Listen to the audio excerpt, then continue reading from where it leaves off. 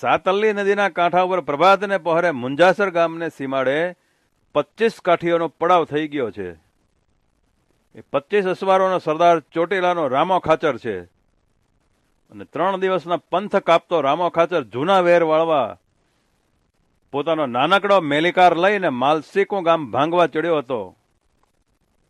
અને માલસીકાનો માલ વાળીને રામો ખાચર વળી નીકળ્યા છે.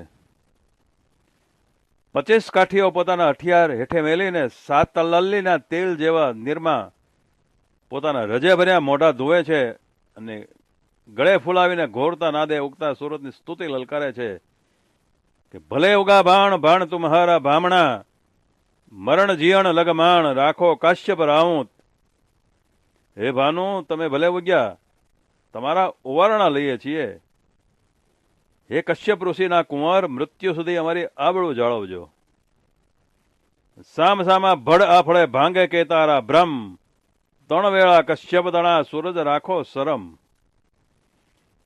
સામ સામા જ્યારે સુરવીરો યુદ્ધ કરતા હોય, જ્યારે કેટલાય બહાદુરોની આબરૂ ધૂરમાં મોતી હોય, તે ટાણે કશ્યપના કુમાર અમારી ઇજ્જત રાખજો. કોઈ વળી ચલાળાના આપા દાનાને યાદ કરે છે, કોઈ પળિયાદના આપા વિશામણને સંભળાય છે, કોઈ એકલ પગે ઉભા સુરત દેવના નામ રટે છે.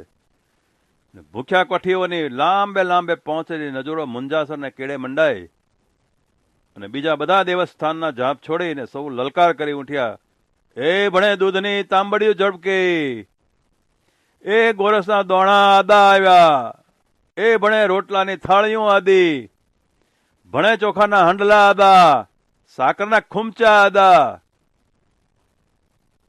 મુંજાસરનો કાઠી ગલઢેરો ભોકો વાળો રામા ખાચરના સમાચાર સાંભળીને શિરામણ ઉપડાવી મહેમાનોને છાસ્યું પાવા હાલ્યો આવે છે. સાથે 25-30 કાઠીઓનો ડાયરો લીધો છે. દૂધ દહીંના દોણા લેવરાવ્યા છે, સાકર ચોખા રોટલા અને માખણના પીંડા લેવરાવ્યા છે. હજી માલસીકો ભાંગ્યાના એને ખબર નથી પડ્યા, ચાલ્યા આવે છે. એમાં એક માનવી આગેથી આડો ઉતરતો ભાળ્યો, એલા ગઢવી નાજભાઈ દાંતી તો નહીં? હા હા, એ જ. એલા બોલાવો બોલાવો, એ ઉભા રહો નાજભાઈ, ઉભા રહો. પણ એ પુરુષ થંભતો નથી. ફરીવાર સાદ પડ્યા, એ નાજભાઈ, રામ દુવાય છે તમને? રામ દુવાય દેવાયાથી નાજભાઈ ચારણ થંભી ગયો. પણ જેમ ભોકો વાળો નજીક આવ્યો તેમ ચારણે પોતાની પછડી માથા ઉપર તાણીને ઘૂમટો તાણી લીધો અને વાહો ફરીને ઉભો રહ્યો. અરે નાજભાઈ, લાજ કેની કરી? લાજ તો કરી જેઠની, ચારણ બોલ્યો. જેઠ વળી કોણ? ભોકો વાળો. ગઢવી, કેમ અવળું બોલો છો? કઈ અપરાધ?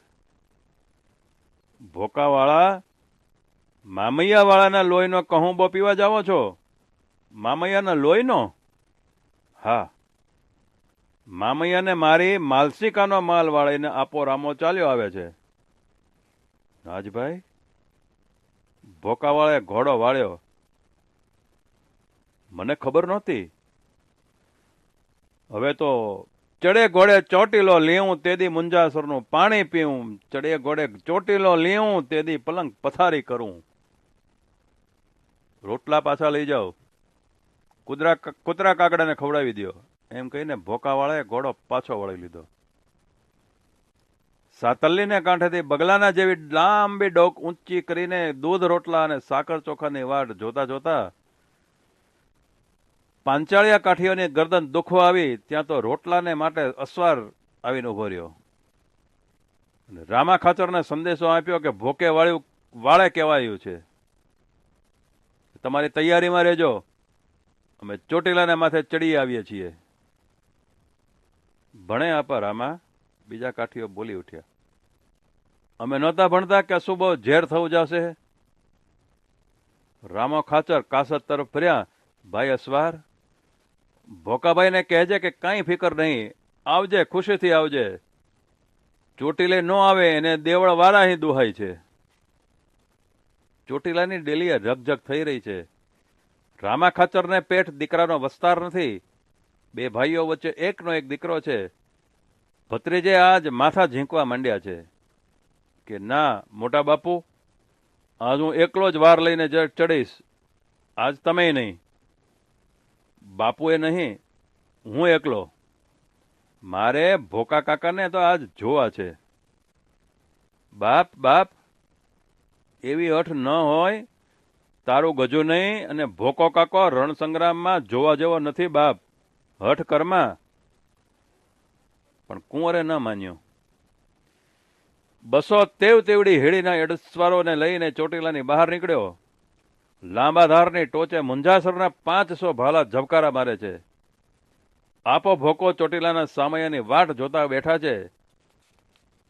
ત્યાં ઘોડા આવતા ભાળ્યા. આગલા અસવારે ભલે જાણે ભાલે આ બુબાડી લીધો છે. મૂછનો દોરોય ફૂટ્યો નથી એવા સરદારને દેખીને આપા ભોકાએ પૂછ્યું, બા, આ મોવડી કોણ? આપા, એ રામા ખાચરનો ભત્રીજો, પરણીને મીંઢણ પણ હજી છૂટ્યું નથી. હો, બે ભાઈ વચ્ચે એક જ છે, વીણી લ્યો એટલે રામા ખાચરના વંશનો દીવડો જ હંચોળો ઓલવાઈ જાય. ત્યાં તો ચોટીલાની વાર લગોલગ આવી પહોંચી. ધાર ઉપરથી ભોકો ઉતર્યો. જાણે ડુંગર માથેથી ધોજ ચાલ્યો આવે છે. પોપટના ઘેરા ઉપર બાજ ઝાપટ મારે એમ સોરઠના પંજાદાર કાઠીઓ ચોટીલાના જુવાનો પર તૂટી પડ્યા. રામા ખાચરના ભત્રીજા ઉપર રામા ખાચરના ભત્રીજાના શબ ઉપર પછેડી ઓઢાડીને ભોકોવાળો વળે નીકળ્યો. ધીંગાણું પૂરું થઈ રામો ખાચર આવી પહોંચ્યો. જુએ ત્યાં તો લોથોના ઢગલા પડેલા, માથે ગરજા ઉડે છે. 5-5, 10-10 ને ભેળા ખડકીને હામટા અગ્નિદાહ દીધા. દાયરો ઝંખવાણો પડી ગયો હતો. રામો ખાચર બોલે છે, એક જણો જઈને મુંજાસર આપા ભોકાને ખબર આપો કે અમે આવીએ છીએ. એક તારો કાઠી ને એક મારો કાઠી, એમ હામાં સરખો રણસંગ્રામ રમે. છેવટે તું અને હું, બેમાંથી જે મરે એના દેન બે દાયરા ભેળા બેહીને દે. હાચા મરદ હોય તે તો એ રીતે રણ ખેલે. ભોકાવાળાએ કાગળનો જવાબ વાળ્યો, ભા, તમે ઘડપણના રેવા દેજો, ફેરવણીમાં ગહાઈ જશો. અમે જ હામાં હાલીને ફરીવાર આવીએ છીએ. કાઠિયાણી રામા ખાચરે આવીને બોલાવ્યા. કાઠિયાણી, હવે જીવતરના ભરોસા ઓછા છે. આ વખત ભોકાની હાથે મોતનો મામલો મચવાનો છે. પાછા વળાશે નહીં. તે તમારી શી મરજી છે? બીજી તો કાંઈ નહીં, પણ ગીગીનો વિવાહ પતાવી લેવાની. તમે જાણો છો મરણ પરણને ઠેલતું આવે છે. બહુ સારું કાઠી, જેવી તમારી મરજી. કહીને કાઠિયાણીએ લગ્નની તૈયારી કરવા માંડી. માંડ છાંડ, ગાર ગોમટી અને ભરત ગૂંથણના આદર કરી દીધા. ગીગીના બોલોયા ઉતરાવવા છે. તે દિવસમાં હળવદ શહેરની દામદામ સાહેબી, હળવદના મણિયારો જેવા ચૂડલા પાંચાળનો બીજો કોઈ કારીગર ઉતારી જાણે નહીં. હળવદમાં આપણા ગામના શેઠ છે, ત્યાં પરમાણુ મોકલી આપો. અસલ હાથી દાંતના બોલોયા ઉતરાવીને મોકલાવી દેશે. મોતીચંદ મૂળ તો ચોટીલાનો વાણિયો, પણ હળવદમાં એનો વેપાર ચાલે છે. 2 પૈસાનો જીવ લઈ ગયેલો. રામા ખાચરના ખોરડા સાથે અસલથી નાતો જાળવતો આવે છે. પ્રમાણે બલોયાની જોડ ઉતરાવીને એને મોકલી. બહેન પહેરવા માંડ્યા, પણ બલોયા હાથે ચડ્યા નહીં. દોરાવા હાંકડા પડ્યા. બીજે દિવસે માણસો જઈને 2 બીજા બલોયા ઉતરાવ્યા આવ્યા, પણ ત્યાં તો વળી દોરાવા મોટા થયા. હળવદથી શેઠે કહેવરાયું, બેનને જઈ તેડી લાવો. ઢાંઢા ઘરમાં ઊભા છે, ત્યાં જ હરખા માપના બોલોયા ચડાવી લેવાશે. હાંજ ટાણે પાછા ચોટીલા ભેળા થઈ જશે.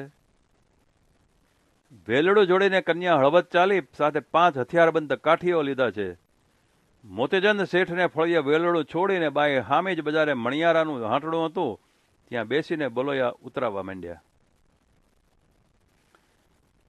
હાટડાની દિવાલે દિવાલે હાથી દાંતના ચૂડલા લટકે છે. કસુંબલ રંગની ઝાંય આખા ઓરડામાં છવાઈ રહી છે.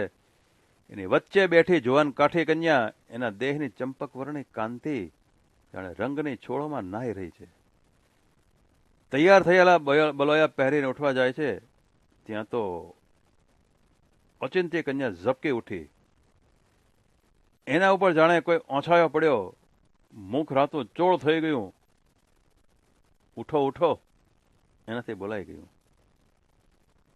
શું થયું? બાને શું થયું? કેમ ગભરાઈ ગયા?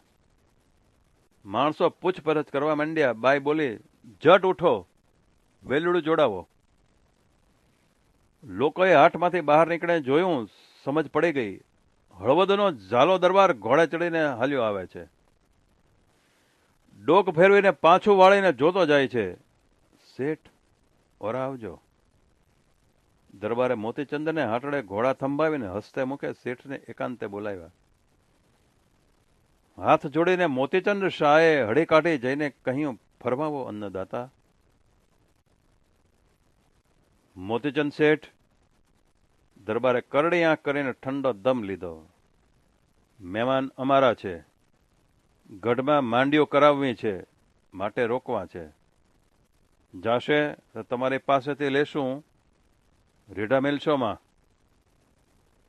એટલું બોલીને દરબારે ઘોડો હાંક્યો. મોતીચંદ શેઠ બાઘોલા જેવા ઘર ગયા.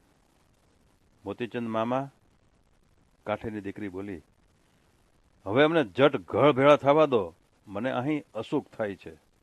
બોનબા, ભાણીબા, બેટા, હવે કાઠિયાણી બની જાઓ. હવે વેલડું બહાર નીકળે નહીં, કાળ ઊભો છે. અને એમ થાય તેથી મારે સોમલની વાટકી જેટલો આ સંસારમાં સવાદ રહે. માટે હવે તો આ ડેલીમાં બેસી રહો બાપ. આ બાયડી, છોકરા અને છેલ્લો હું એટલા જીવતા બેઠેલ છીએ, ત્યાં સુધી તમારો રૂવાડોય ન ફરકે. દરવાનોને એણે આજ્ઞા દીધી, ડેલી બંધ કરો અને તાળા મારી દો.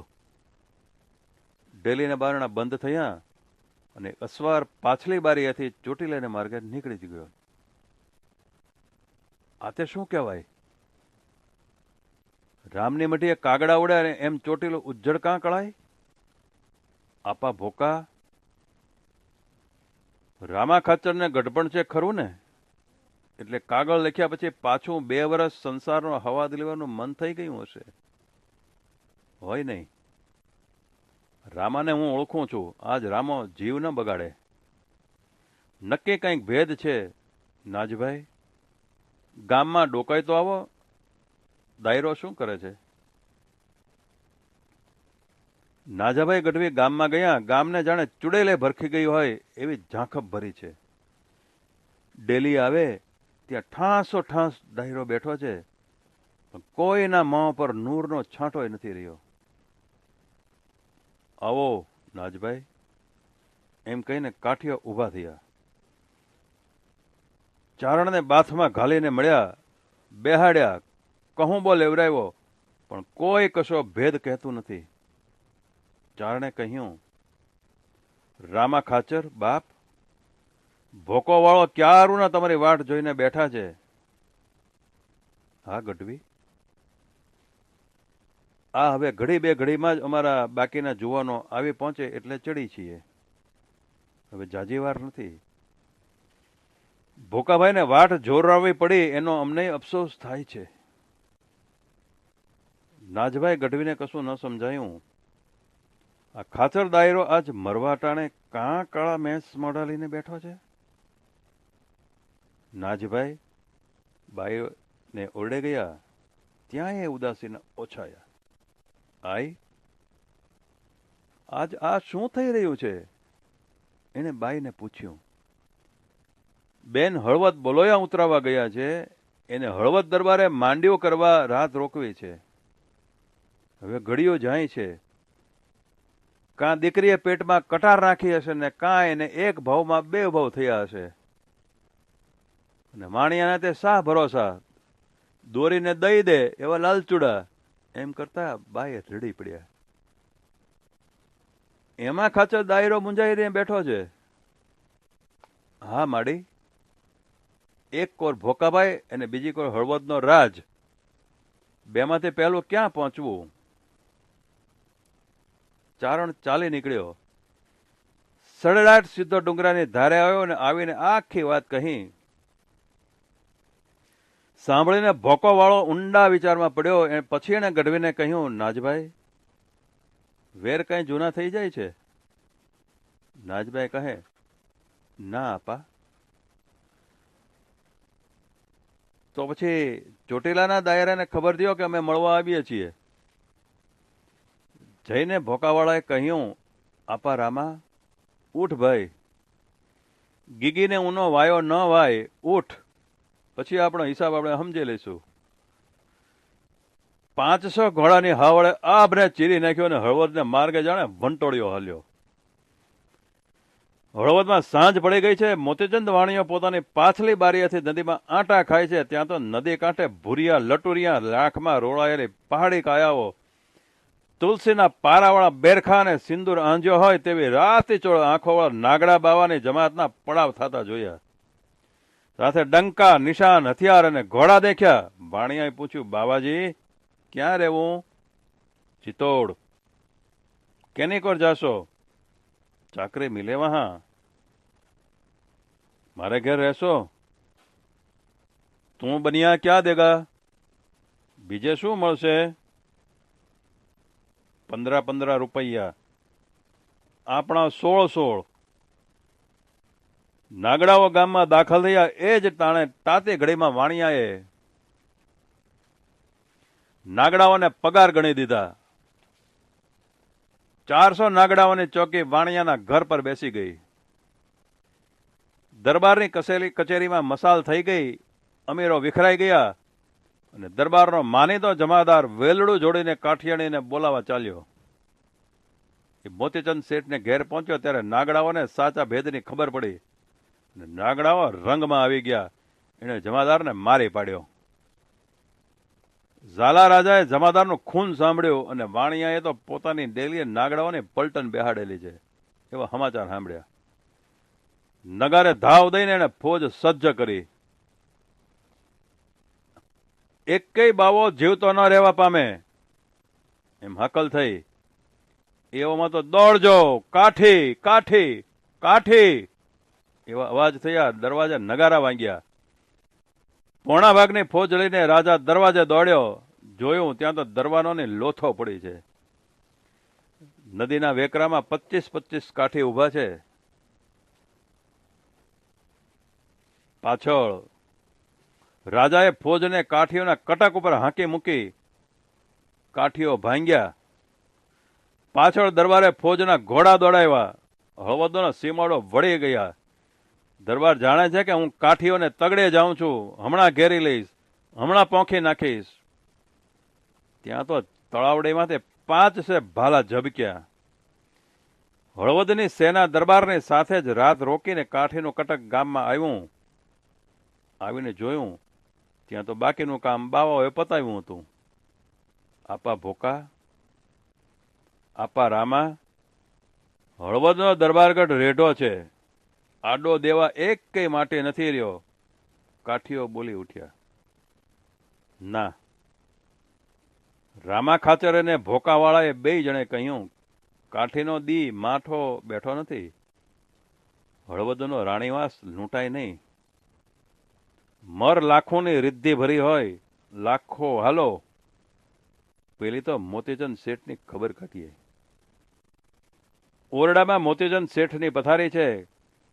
ઘાયલ થયેલો મોતીચંદ પડ્યો કણકે છે. રામા ખાચરે મોતીચંદના પગની રજ લઈને માથે ચડાવી બોલ્યા, ભાઈ, વાણિયાની ખાનદાનીના આજ દર્શન થયા. મોતીચંદ, તું ન હોત તો મારું મોત બગડત. મોતીચંદે આબ સામે આંગળી ચીંધીને કહ્યું, ધણીની મરજી આપા. દીકરીને લઈને બે મેલીકાર ચાલી નીકળ્યા. સૂરજ મહારાજ ઉગીને સમા થયા. તે ટાણે ચોટીલાને સીમાડે ભોકાવાળાનું કટક નોખું તરીને ઊભું રહ્યું. રામા ખાચર, હવે બેનને ફેરા ફેરવીને વેલા પધારજો, અમે વાટ જોઈને બેઠા છીએ. વેલડું થંભાવો, બાઈએ અંદર બેઠા બેઠા અવાજ દીધો. કાં બાપ, કેમ ઊભો રાખ્યો? બાપુએ પૂછ્યું. બાપ, હું ડાકણ છું. કેમ દીકરી? તમને સૌને કપાવી નાખીને મારે શો સવાદ લેવો છે? શું કરીએ દીકરી? બોલે બંધાણા છીએ. પડદો ઊંચો કરીએ, બાઈએ સાદ દીધો. ભોકા કાકા. કાં બાપ? ભોકો વાળો પાસે આવ્યો. તો પછી મને સીધ ઉગારી? રામા ખાચર, ભોકો વાળો બોલ્યો. આ લે તલવાર, તારા ભત્રીજાના માથા હાટે ઉતારી લે મારું માથું. આપા ભોકા, એવા 7 ભત્રીજાના માથા તે વાઢ્યા હોત તોય આજ તે એનો હિસાબ ચૂકવી દીધો છે ભાઈ. બે શત્રુઓ ભેટ્યા, સાથે કહું બો પીધા. રામા ખાચરની દીકરીને પરણાવી ભોકો વાળો મુંજાસર ગયો. આને કહેવાય મિત્રો દુશ્મનોની ખાનદાની. કેવી સરસ એનું આલેખન લેખક ઝવેરચંદ મેઘાણીએ કહ્યું છે. આપણું શિર ઝૂકી જાય કે બે દાના દુશ્મન હોવા છતાં પણ સમય આવે એક દીકરીએ બંને શત્રુઓને ભેગા કરી અને દુશ્મનોની ખાનદાની દેખાડી. અહીં જ પૂરું કર્યો છું. મોડર્ન ભટ્ટ રજા લે છે મિત્રો. નમસ્કાર.